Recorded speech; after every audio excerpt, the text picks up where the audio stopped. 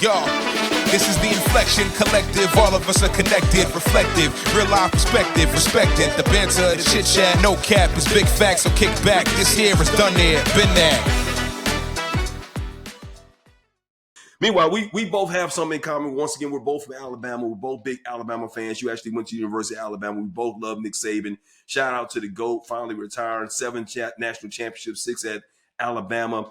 Job well done. I don't think anybody's upset about that, but we got to see what Kalen DeBoer does. Now, the Washington head coach is coming in to fill those big shoes. The question I have for you, Eunice, would you feel comfortable filling the shoes of a legend? Have you ever done it before? Oh, fill the shoes of a legend. That's a really great question. I don't know in what. Okay, so I'm trying to think. I don't know that I've ever been positioned to even try to do something like that. I think, when I was named the anchor, I replaced someone who had been on the air for 40 plus years, but I think I was a very different type of person. So I don't think there were that many comparisons between us. He was a white man who had been on the air for, 40 years in the market. And then I was this, young, gorgeous, hot thing. I don't think we got too many. Nothing has changed. You're still young. Is my mic on? You didn't have a reaction. But I think for Washington's coach, Alabama's new coach. So I can tell you, I have not taken the time to learn about Kalen DeBoer. I haven't given him any energy yet. I want to talk about Nick Saban, though. Okay. And Nick Saban gets a lot of credit for obviously being a great coach and the championships. He also had 4 Heisman winners, which Alabama had never had a Heisman winner before Saban. I know. And now you have 4 under him, but he also has an extremely high graduation rate with his players. And that's something that never really gets spoken about. The quarterback for this past year, Jalen Milroe, has already graduated and is coming back. And so I would like to at least make that note. But what I want to say about Coach Saban is that he changed the culture, not just of Alabama football, but of college football in its entirety. And what's disappointing is when people, a lot of people are saying, oh, no, the NIL, he didn't like that, couldn't compete. He felt like, it took his edge away. The man is 72 years old. How much more does he have to do? I think to try to create a narrative that he was chased out of college football is unfair and unrealistic. I think he has a wife he wants to spend time with. I think she's also having some health challenges. He bought property and Mercedes dealerships in Florida. I think he wants to try to enjoy some of his life. And I think it's going to be really hard for him to do because he loved what he was doing and did it so well and at such a high level. But I think at some point you have to say, look, I have nothing left to prove. Let me go on to the next chapter of my life. I agree. I totally agree with that. I mean, that's, I think some people, coaches, players, a lot of even people in the entertainment business stick around too long. And then all of a sudden it's like, you don't want to remember them for the last thing that you saw them. You want to remember them in their glory. Nick Saban, still the greatest coach of all time in college football, without a doubt. I don't think there's anybody, Bear Bryant, Eddie Robinson, he's top, whatever. You know what? He's the GOAT. He did it during this era. He did it during that era, won at 2 different schools at LSU, won 6 at Alabama. And like you said, he was still winning. This man went to the college football playoffs this year. He was 2 games away from winning another national championship. Right. So we don't want to see him with a team that was very undisciplined and young. Like this wasn't even like a great Bama team. Not at all, but they were well coached. And he's always losing great assistants who go on to become good head coaches or whatever, transfer portal, everything he's had to deal with. He's always really is a good recruiter. And it's Alabama, all right? So we love Alabama, obviously. But when you got other options out there like USC, Miami, you can go out to Oregon, one of those great facilities out there, whatever.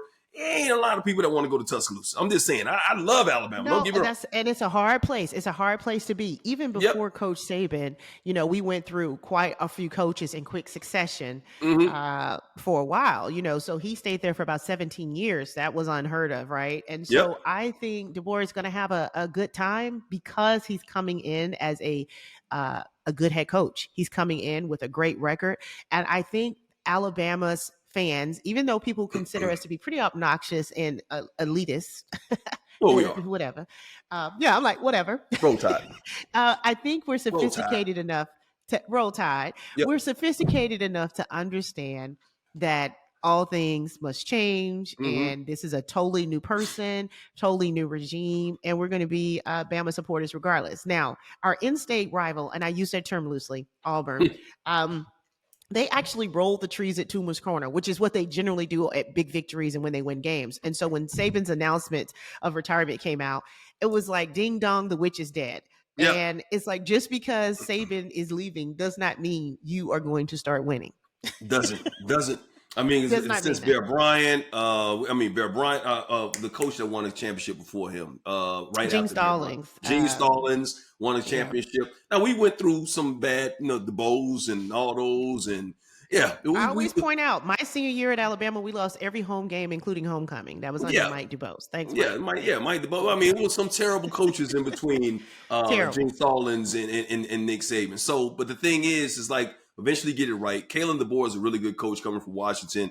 He was one win away from. They could have played each other. If Alabama would have beaten Michigan, he would have been playing Washington and Kalen DeBoer in the national championship game. Who knows what would happen there or whatnot. Great quarterback play. He's a good offensive mind or whatever. Alabama fans are excited about him for right now. But I will say, and they say Saban handpicked him, had a lot to do with picking him, his successor. And I think that's why a lot of fans are like, okay, we'll accept it. We'll allow it. And the good thing about him is that since Saban did that, gave him the endorsement, and DeBoer said he will always have an open door for Nick Saban to come back anytime he wants to, he's already doing the right things. But like you said, he's a different coach than Nick Saban. Nick Saban's a little bit old school. DeBoer kind of is in this whole the NIL, the transfer portal and all. He used the transfer portal well when he was at Washington, getting Michael Penix to come from Indiana. So I think he'll do well there because he's not going to try to beat Nick Saban. And like you said, when you replace that guy who was 40 years in the business in Alabama, white dude or whatever, you didn't come in there and try and replace him. You came in to be you, the best version of you. And for the people that will accept that, they'll accept that. And some of them won't, because you're not that 40-year-old, the 40-year veteran white guy. So you're not going to win those guys over. You're not going to win those people over, whatever. All you can do is come in, be the best version of you, and win some new fans over that probably wasn't a fan of the 40-year-old white girl. So 40-year veteran white guy. Also, just as a talent in this business, as a coach, anybody who has a skill set, you can't be replaced. Someone can take the job, but it's not a replacement. And just because we're talking about Alabama and coaching, I would like to give a personal shout out to the Houston Texans, coached by DeMeco Ryans. DeMeco Ryans is also from our hometown of Bessemer. Also went to our high school. Absolutely. Also went to Alabama. And I used to work for DeMeco for many years as the executive director of his foundation. And so I just want to shout him out. I love seeing all the positive press about, this first year head coach making it to the playoffs, but not for nothing. A black coach with a black quarterback, a rookie quarterback and a rookie coach. Mm-hmm. So let's go. So and I'm a Texans fan too for this week. Yeah, exactly. I'm definitely rooting for the Houston Texans and DeMeco Ryan and CJ Stroud out there. How about Bessemer, man? How about us? Outside. Look at just not just Bessemer, not just Lanier. Jameis Winston's from Bessemer. Bo Jackson's from Bessemer. I'm from Bessemer. You're from Bessemer. Kerry Rhodes, DeMeco Ryans. But the thing is, a lot of those people did sports. Look at what we're doing. We kind of came through sports or whatever, but we're doing something, making a name for ourselves outside. That's what need to start naming some streets after us. I'm just saying they need to start honoring us. Mike, I have been the grand marshal of the Bessemer Christmas parade. I ain't get nothing. They ain't give me no key to no city. I have been the grand marshal. Bessemer, as much as I shout out Bessemer, man, they ain't come on, man. The Bessemer Hall of Fame. Look, I ain't got nothing. But wait, I want to remind you, you kind of talk trash about them. The people that's voting on that, you kind of talk trash about them at the beginning of the podcast. No, I didn't. I did not talk to her. So I want to. So let me clarify. I just said there is a mentality. Why you ain't got no key to the city? I ain't got no key to the city because the mayor. I'm just saying there's a mentality. There's a mentality. Okay, so you messing up your invitation to be grand marshal. There's a mentality throughout the. But see, what I plan on doing. You know what I think it is. Let me tell you this. This is what I think it is. I don't think that mentality is unique to Bessemer. I think it's a very common perception for people who leave home. I think anybody who leaves their hometown comes back and feels probably the very same thing. It depends on where their hometown is. You have left and you've gotten some exposure and you've kind of seen everybody's doing what they're doing on whatever level. So I think sometimes that's just a perception when anybody goes back to their hometown. I'm trying to save it. I'm trying to save your invitation. I don't need saving in this one, because what I'm saying is what I want us to always thrive to do better everywhere, no matter what. And it's not, and like you said, very subjective. But it's not unique. It's not unique to Bessemer. It's unique to it's everywhere. Like you said, you can go that's back. What I'm saying. I'm saying everybody who goes back to their hometown probably feels that. I don't think it's a unique that people in Bessemer are that way. I think when you go back to your hometown, you don't see much has changed. You see people doing the same things. But I have come to respect that is a projection, right? Because everybody doesn't want the same things or have the same idea of what they would want, right? And so I've had to learn, even where there were friends or families, I would be projecting what I thought they should be doing or what I thought they should want. And that ain't none of my business, And so I learned to just let people be where they are. I want people to let me be where I am, and we just all coexist. Lovingly. And I respect you for that. I respect that. I'm just saying my whole mentality is, and I could be wrong. I mean, I feel like Probably. I could be. But here's what I want to do. I haven't forgotten where I came from.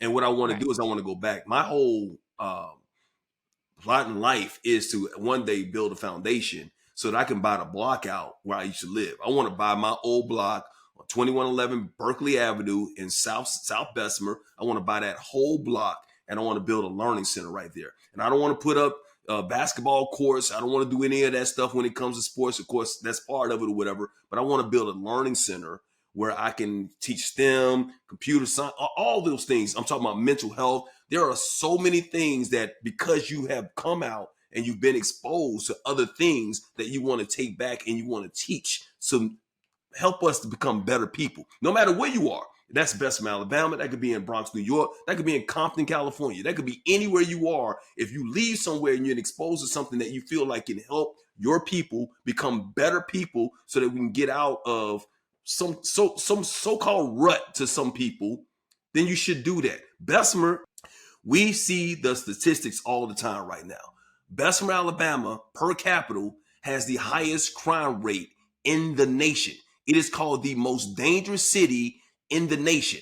I want to do whatever I can to change the mentality of that so that people don't feel like they need to commit any crimes so we can go back there and give them hope. And that is what I'm talking about when I go back. So it's not like I'm afraid to go back or I dislike the people. I love my people in Bessemer. I shout out Bessemer everywhere I go, and I'm going to use my platforms nationally wherever I am to represent Bessemer. Not because I came from the Bronx, New York. I was born in the Bronx, New York, and I'll always represent New York. Don't get me wrong.